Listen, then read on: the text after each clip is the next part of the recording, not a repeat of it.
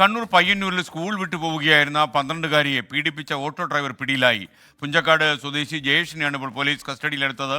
അരുൺ ബോഭർമ്മ കണ്ണൂരിൽ നിന്നും ടെലിഫോണിൽ. അരുൺ, വിവരങ്ങൾ.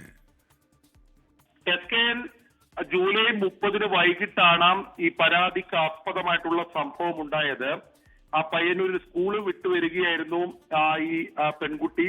അതിനിടെ ഓട്ടോയിലെത്തിയ ഈ പുഞ്ചക്കാട് സ്വദേശിയായിട്ടുള്ള ജയേഷ് ഈ പെൺകുട്ടിയെ പ്രലോഭിപ്പിച്ച് ഓട്ടോയിൽ കയറ്റുകയും നഗരത്തിലെ ഒരു ക്വാർട്ടേഴ്സിൽ എത്തിച്ച് അവിടുന്ന് ലൈംഗികമായി ആ പീഡനത്തിന് ഇരയാക്കുകയും ചെയ്തു എന്നതാണ് പരാതിയിൽ പറയുന്നത്. ഈ പെൺകുട്ടി ആദ്യം ഇത് ബന്ധുക്കളോടാണ് വെളിപ്പെടുത്തുന്നത്. അതിനുശേഷം പയ്യന്നൂർ പോലീസിൽ പരാതി നൽകി. ആ പെൺകുട്ടിയുടെ വിശദമായ മൊഴി രേഖപ്പെടുത്തി. അതോടൊപ്പം ഈ പെൺകുട്ടി ഓട്ടോയിൽ കയറി എന്ന് പറയുന്ന സ്ഥലത്തെ CCTV ദൃശ്യങ്ങളൊക്കെ ശേഖരിച്ച് ഇത് ജയേഷ് തന്നെയാണ് ഇതിന് പിന്നിൽ എന്ന് ഉറപ്പിച്ചതിന് ശേഷമാണ് ഇയാളെ പയ്യന്നൂർ പോലീസ് അറസ്റ്റ് ചെയ്തത്.